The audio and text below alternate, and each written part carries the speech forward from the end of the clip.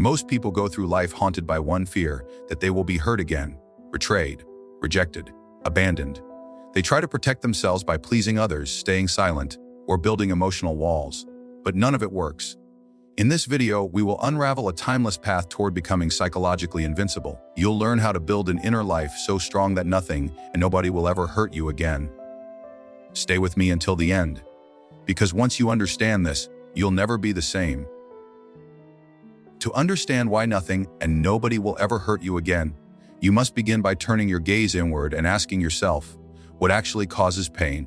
It is not the person who rejected you, the friend who betrayed you, or the stranger who insulted you. The real sting, the thing that keeps you up at night, is what their actions triggered inside you.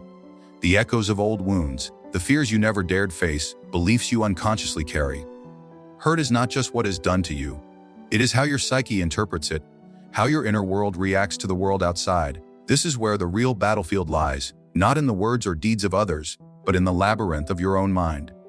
The mind is not a blank canvas. It is an archive, a theater of ancient symbols, forgotten memories, and repressed emotions. When someone wrongs you, they do not hurt a clean slate. They awaken ghosts that were already there. Someone humiliates you, and you collapse emotionally. It is not merely the insult that destroys you. It is the unhealed shame inside you that responds. The world simply pokes the wounds you carry. And if those wounds are buried, they will rule you from the shadows. That is why true strength begins with inner excavation. You must ask, what in me reacts so strongly? Why does this particular action devastate me? Why do I feel worthless, abandoned, or enraged? The answers are never simple because they are rooted in your unconscious. When you were a child, you were vulnerable and open.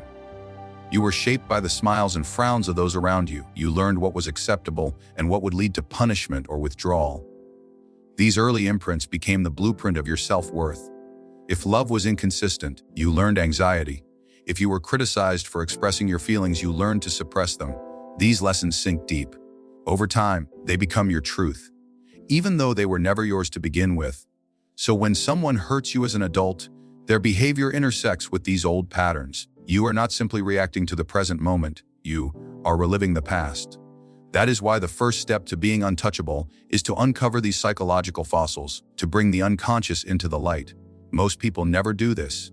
They spend their lives reacting to people and circumstances, never realizing they are dancing to the music of buried pain. They keep blaming others. If only he hadn't lied, if only she had stayed, if only they respected me. That is a child's illusion, the belief that the world must change so I can be whole. Maturity is the opposite. It says I will go inside and face what is broken so that no one else can shatter me again. This is the path of inner responsibility. It is brutal because it demands that you stop playing the victim. But it is also liberating because it gives you power. If others can still ruin your day, control your mood, or dictate your worth, you are not free. And you are not whole. To become unbreakable, you must feel everything you have been running from. The grief, the shame, the fear of not being enough. You must hold space for them. Let them pass through you without identifying with them. You are not your wounds. You are the awareness that can witness them. The moment you see that clearly, a shift happens. People's opinions begin to lose their grip. Insults don't land where they used to. The betrayal still hurts, but it no longer defines you. Why? Because you are no longer carrying the old baggage that used to explode at every touch. You have cleaned your inner house, and now it is not so easily disturbed. This process is not one of becoming emotionless. It is about becoming emotionally sovereign. You still feel deeply, but you are no longer enslaved by what you feel. You stop depending on others to behave a certain way so that you can feel secure. You stop trying to fix the world to protect your inner child. You stop making your peace conditional on their love, approval, or loyalty. Instead, you return home to yourself. You build a center that does not move with the chaos around you. And from that center, you respond to life, not from fear, but from awareness. Not from pain, but from presence. The second revelation on the path to becoming untouchable lies in the understanding that people do not treat you based on who you are. They treat you based on who they are. Their words, actions, and judgments are not mirrors of your soul, but projections of their own unconscious inner world. A person who humiliates others is at war with themselves. One who lies does so from inner fear and weakness. Those who manipulate, abandon, or attack are not acting from clarity but from confusion. Yet we take their actions personally, as if they have seen into our hearts and found us lacking. This is the illusion that causes pain, not what they do, but the meaning we assign to it. To truly overcome the power others have over you, you must dissect this illusion with ruthless honesty. Ask yourself, why does this person's behavior hurt me? Because I believe it confirms something I fear about myself. When someone ignores me, do I feel invisible? Because I secretly believe I am unworthy of attention.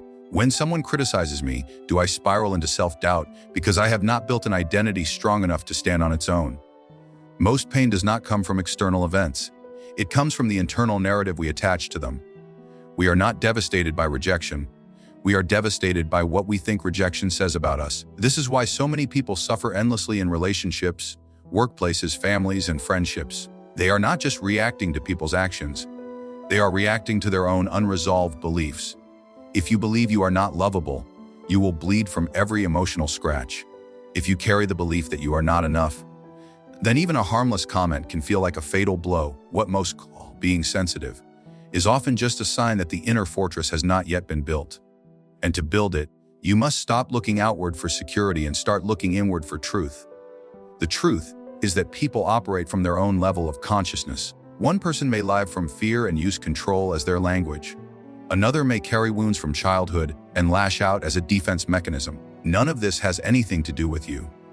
You just happen to be the nearest screen on which their mind projects its movie. But if you take that projection as your identity, you step into their illusion and abandon your own clarity.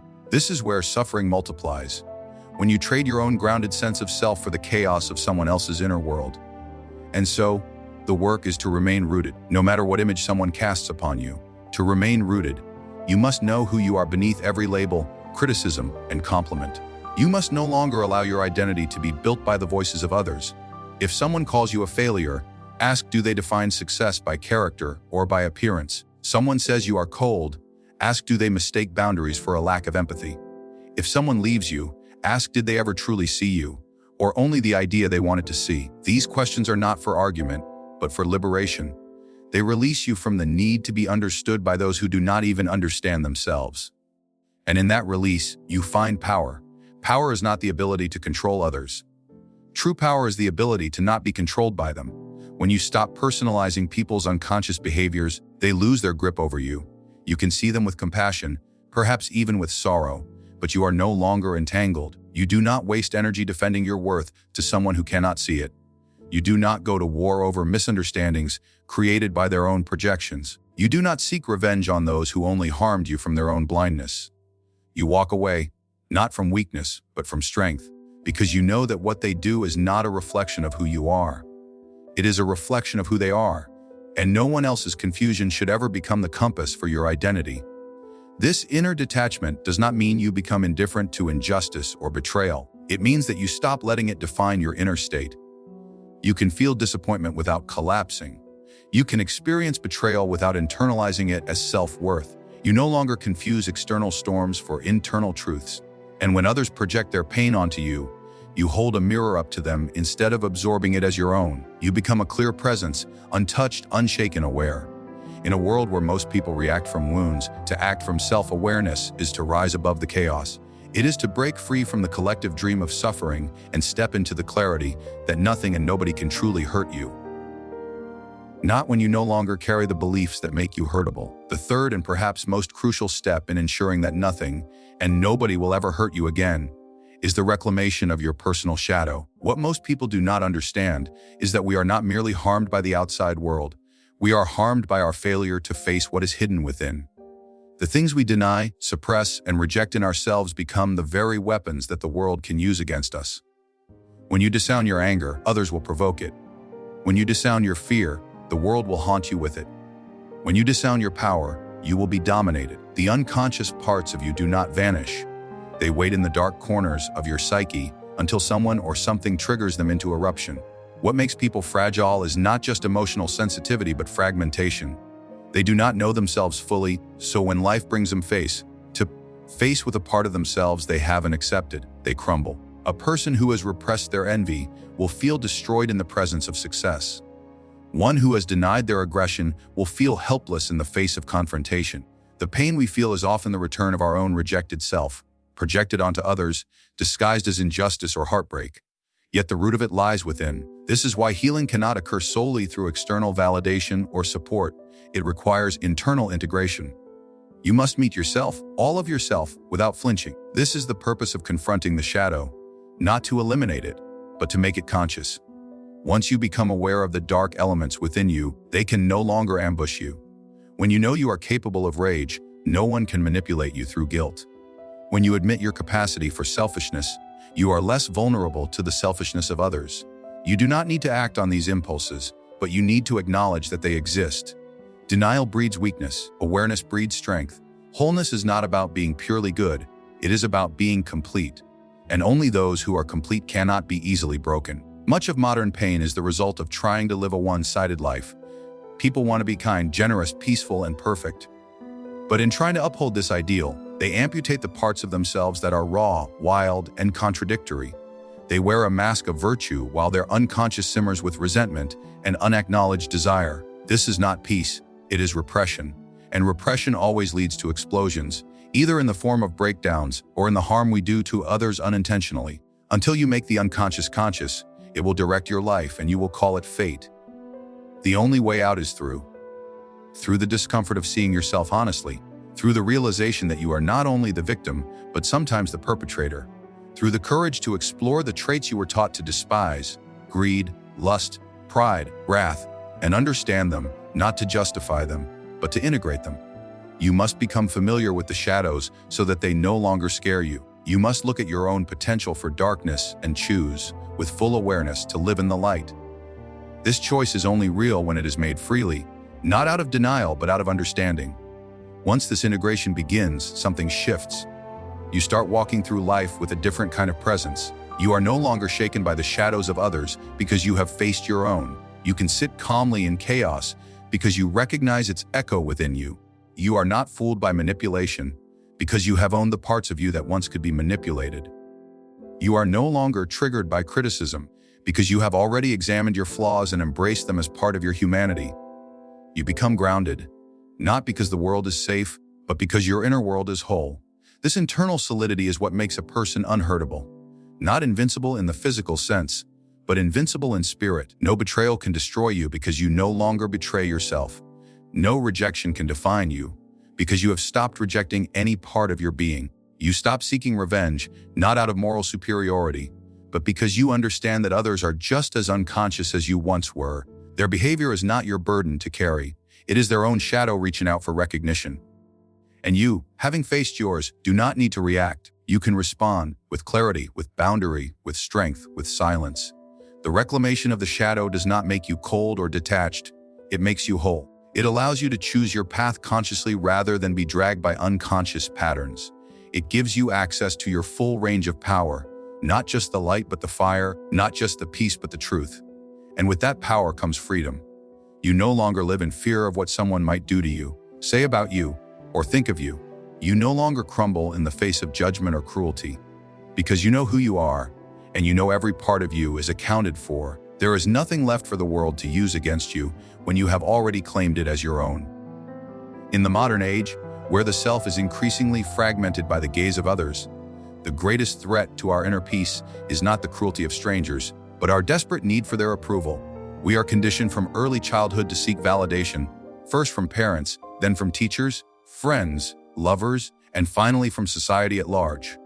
We begin to believe that our worth is not inherent, but something conferred upon us through applause, acceptance, and attention. This dependency creates a subtle and pervasive psychological slavery. As long as your sense of value depends on external recognition, you will be vulnerable to pain, manipulation, and emotional collapse. The root of this suffering is the illusion that love, respect, and dignity are rewards to be earned through performance. This belief is so deeply entrenched that it becomes difficult to distinguish your authentic self from the persona crafted to please others. People smile when they are sad, agree when they want to scream, and pretend when they long for truth. The result is a chronic state of inner dissonance. The self becomes split between what it is and what it thinks it should be. This disconnection generates anxiety, insecurity, and a quiet despair. You feel hollow not because life is meaningless, but because you are not living your own. To be free from the pain of others' judgments, you must first liberate yourself from the need for their praise. The process begins with a radical shift, no longer viewing validation as nourishment, as a drug, pleasurable in the short term but destructive to the soul when relied upon. True self-worth does not scream to be seen. It stands in silent defiance of the crowd. It does not sway with public opinion, nor does it collapse under scrutiny. It remains like a mountain unmoved. But to reach this state, one must confront the inner child still crying for approval and gently teach it a different truth, that you are already enough, even when unnoticed, even when misunderstood. This detachment is not arrogance. It is not the cold indifference of someone who feels superior to others. It is the quiet confidence of someone who has looked inward and found something more permanent than applause. It is a return to center, a rejection of performance, a refusal to be a puppet. You learn to stand alone not because you hate others, but because you no longer fear their withdrawal. You speak your truth not because it will be well received, but because it must be said. You live in alignment with your values, even if the world mocks you for it. When you no longer need others to approve of you, their insults lose their power. Their silence no longer feels like abandonment. Their attention no longer feels like a prize. You begin to see that most people are projecting their own insecurities, fears, and wounds. The compliments they give are reflections of what they crave. The criticism they hurl is a mirror of what they hate in themselves. And when you are rooted in self-awareness, these projections no longer distort your identity. You become sovereign. Your emotions are yours, not reactions to someone else's behavior. Your choices are guided by purpose, not by fear of rejection. Detaching from validation also means confronting the parts of yourself that were built for approval. The people pleaser, the perfectionist, the performer. These roles once served a purpose. They protected you from punishment, ridicule, and abandonment. But they no longer serve your wholeness. You do not need to be liked to be worthy. You do not need to be admired to have value. The masks must come off, not in rebellion, but in reverence, for the real self beneath them. The self that existed before you learned to perform. The self that doesn't sparkle for attention, but radiates from within. This inner reclamation grants you a profound peace. You begin to do things not for recognition, but because they are meaningful. You choose relationships not for validation, for connection. You walk away from disrespect, not to make a statement, but because you recognize your own worth. You become harder to manipulate because you are no longer seeking approval. You become more compassionate because you understand how many are still trapped in the cycle you escaped. And above all, you become free, not because the world has changed, but because you no longer depend on it to tell you who you are. In a society built on mirrors and applause, choosing to detach from validation is a revolutionary act. It is an act of spiritual rebellion, a refusal to sell your soul for a round of claps. It is the birth of true autonomy, the point at which nothing and nobody can hurt you, not because they won't try, but because you are no longer available for their approval, and thus no longer vulnerable to their disapproval. Your value is not up for debate, it simply is. Every human being carries within a world far more complex, mysterious, and delicate than any external domain. And yet, most people are far more concerned with defending their physical territory than protecting their psychological space. They install locks on doors, build walls around properties, set up passwords on devices, but they leave the gates to their own mind wide open. The result is predictable chaos, confusion, emotional invasion. When one has no inner boundaries, the opinions, moods, and energies of others rush in like a flood. You absorb other people's fears, you inherit their anger, you internalize their criticism. Your mind is no longer your own. You become an open field for the dramas, projections, and neuroses of the world. The unconscious man is perpetually exposed. He does not realize how much of his suffering is not even his. His sadness is borrowed, his anxiety is absorbed, his rage is adopted. He is like a sponge in the middle of a crowded room, soaking up everything with no filter. And so he wonders why he feels so exhausted, so overwhelmed, so directionless. It is because his psyche has become a public playground. Every time someone disrespects him, manipulates him, mocks him, he lets it in. Not just into his ears, into his bloodstream. He revisits these moments, replays the pain, argues with ghosts. His internal space becomes polluted, not because the world is cruel, because he failed to protect his own interiority. The one who suffers less is not the one who lives among saints. It is the one who has learned to guard his psyche. This inner guardianship is not a shutting down. It is a waking up. It means recognizing what belongs to you and what does not. It means being able to say, "This fear I feel, it's not mine." Or, "This voice telling me I'm worthless, it's just an echo from childhood." Or, "This need to please is not a sign of virtue, trauma." To be conscious is to install a gatekeeper at the doors of perception. Nothing enters without inspection. No word, no belief, no image is allowed to nest inside you without being questioned. This is not paranoia, it is mental hygiene. To become the guardian of your psyche requires solitude, not isolation, but the deliberate stepping back from the noise of others so that you may hear your own voice. You must retreat not to escape the world, but to distinguish it from yourself. In this sacred withdrawal, you begin to identify what you have taken on that was never meant for you. The guilt your parents projected, the shame your culture reinforced, the fear your partner infected you with. These things must be examined, named, and returned to sender. You are not a storage unit for generational wounds or societal dysfunction. You are a sovereign being. And sovereignty begins with psychological borders. Once you establish these boundaries, the transformation is profound.